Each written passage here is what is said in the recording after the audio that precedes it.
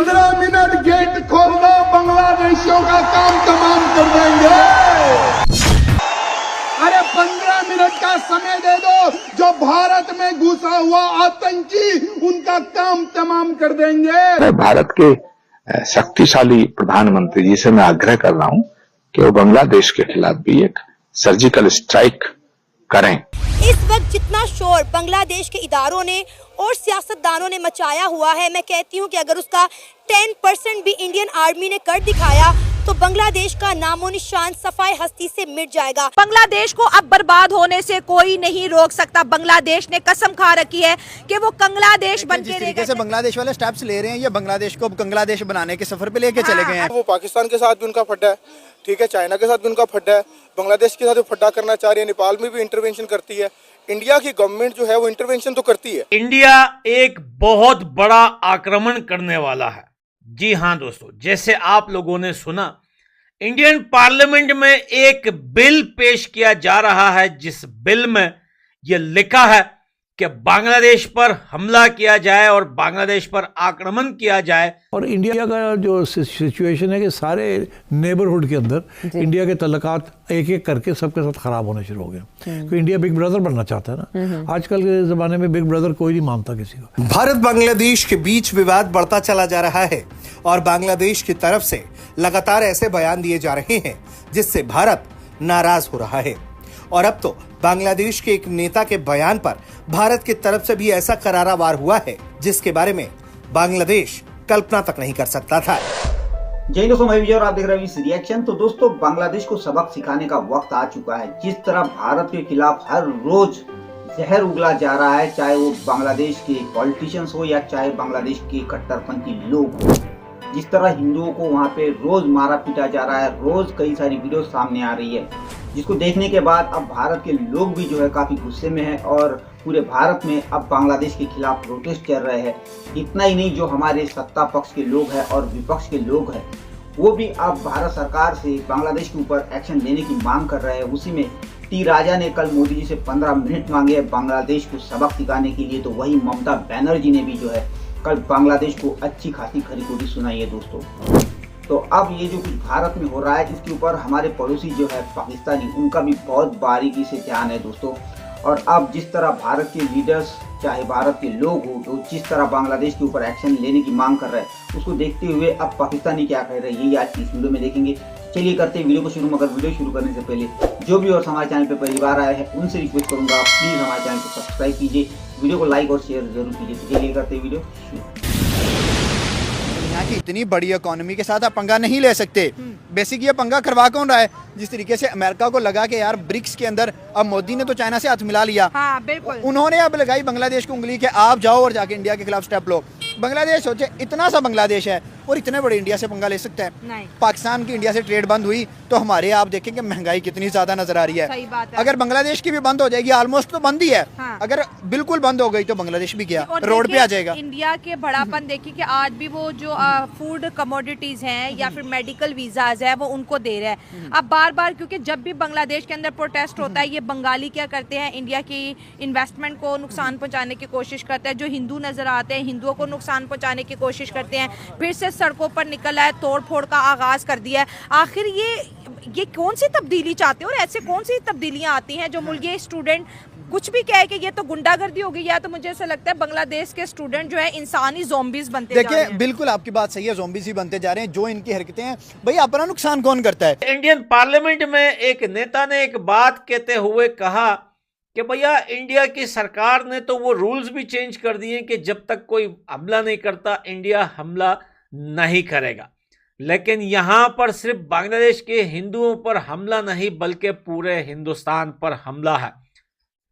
जुल्म वहां पर हिंदुओं पर हो रहा है बांग्लादेश में, लेकिन दुश्मनी कुल्लम कुल्ला इंडिया के साथ दिखाई दे रही है। नरेंद्र मोदी जी की तस्वीरें या फिर इंडिया का फ्लैग जमीन पर पेंट करके ट्रांसपोर्ट रोड पर या आवाम को उसके ऊपर चढ़ाकर या टॉयलेट में जो है उसको पेंट करके, इसका यही मतलब है कि बांग्लादेश अब इंडिया से लड़ना चाहता है। भारत को सख्त प्रचार होना चाहिए, सख्त प्रचार होना चाहिए कि हमारे पड़ोस में दोनों साइडों के ऊपर जो बॉर्डर लगते हैं वहां पे अल जिहाद के नारे लग रहे हैं।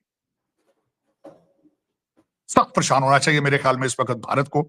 और जिस तरह आपने बताया है कि ड्रोन्स वो बॉर्डर के ऊपर लगा दिए गए, उसके अलावा बताना चाहूंगा जो चीमा साहब, इस वक्त जो भारत के लिए तशवीशनाक ये होना चाहिए कि डॉक्टर यूनुस साहब ने पाकिस्तान को ना सिर्फ 23,000 टन 25,000 टन चीनी का ऑर्डर दिया है, साथ असले का ऑर्डर भी दे दिया। असला जाहिर है वो पाकिस्तान के लिए तो नहीं ले रहे, वो किसके लिए ले रहे हैं, ये भी भारत को परेशानी होनी चाहिए। जो 40 टन आरडीएक्स लिया गया है, 28,000 हाई इंटेंसिव प्रोजेक्टाइल का ऑर्डर दिया गया है चीमा साहब, 2,000 यूनिट्स ऑफ टैंकों के गोले दिए गए हैं, 40,000 राउंड्स ऑफ आर्टिलरी का ऑर्डर पाकिस्तान को दे दिया डॉक्टर यूनुस साहब।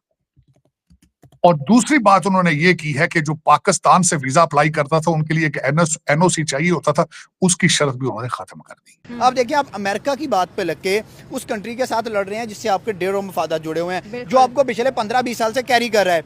इंडिया के अंदर सबसे बड़ी, बांग्लादेश के अंदर सबसे बड़ी इन्वेस्टमेंट्स इंडिया से आ रही हैं, तो फिर आप कैसे एक कंट्री के साथ ऐसे कर सकते हो। और दूसरा, आपकी जो शेख हसीना बागी है तो उसको पनाह किसने दी? इंडिया ने दिया जाके। अब आप कह रहे हो ये भी तो गुस्सा है ना उनको, वो तो इंडिया को थ्रेट कर रहे हैं कि आपके खिलाफ भी प्रोटेस्ट करेंगे, शेख हसीना वाजिद को वापस करो। आपको लगता है कि बांग्लादेश स्टेट में है कि इंडिया को थ्रेट कर दे?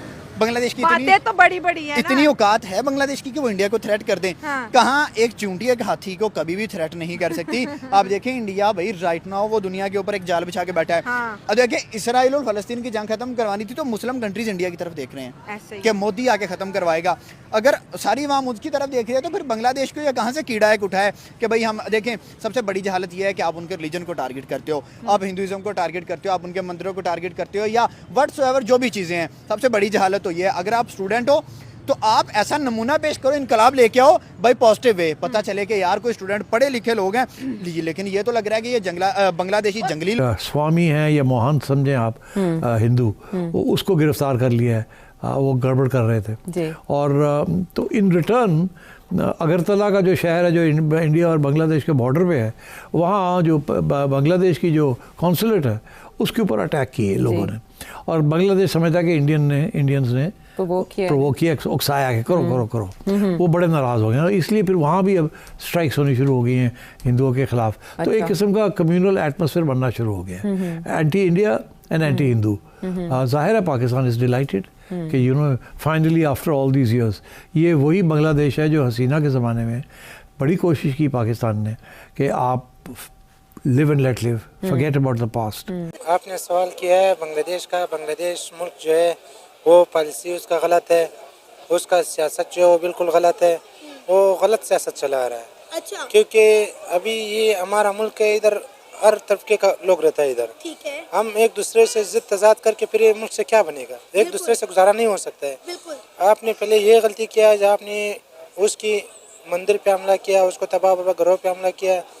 फिर आपने दूसरा ये गलती किया है, आप बार बार लड़ाई का सोच रहे हैं। हाँ। आप लड़ाई का नहीं सोचा करो। हाँ। आप एक दफ़ा पाकिस्तान पे हमला किया, आपके पीछे इंडिया था, उसका सपोर्ट था, आप अच्छा था, ठीक है, वो आपका वज़ीर-ए-आज़म था। फिर आपने अपने गलत पॉलिसी की वजह से आपने फिर अपने वज़ीर-ए-आज़म का जो है तख्ता उल्टा दिया, उसका पार्लियामेंट हाउस पे क्या असर बनाया, उस बेचारे का क्या हाल किया।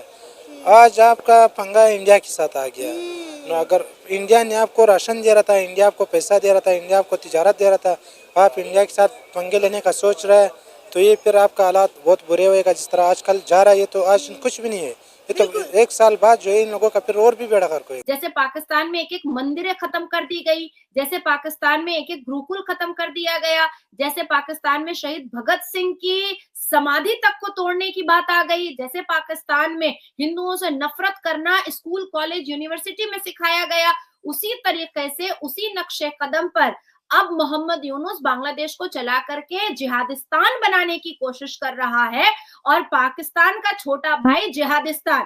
लेकिन अब मोहम्मद यूनुस को एक बात समझनी पड़ेगी कि ये जो ड्रोन है ये भारत के लिए तो खटमल है भैया, भारत के लिए तो खटमल है।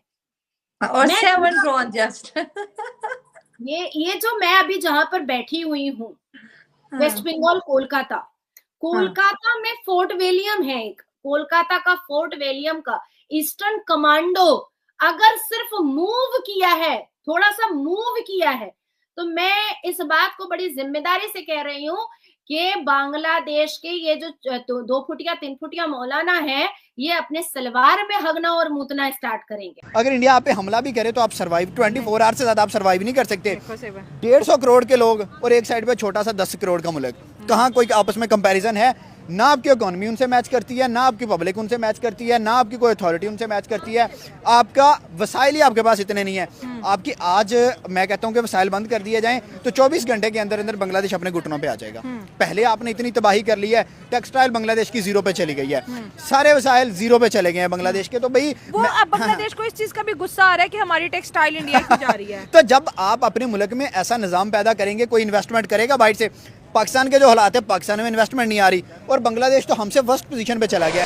तो दोस्तों ये थी आज की वीडियो और बहुत से पाकिस्तानी दोस्तों इस बात से खुश है कि बांग्लादेश के जो भारत के साथ रिश्ते थे वो खराब हो चुके हैं और इसका पूरा फायदा जो है पाकिस्तान उठाने की कोशिश कर रहा है। हालांकि पाकिस्तान की जो आम आवाम है उसमें से बहुत से लोग, उनको ये पता है कि भारत से रिश्ता तोड़ने के बाद बांग्लादेश का क्या हाल होने वाला है, क्योंकि आज पाकिस्तान भी भारत के साथ रिश्ते अच्छे करने के लिए, ठीक करने के लिए तरस रहा है, मगर ये जो बांग्लादेश के कट्टरपंथी है इनकी ये बात समझ में नहीं आ रही।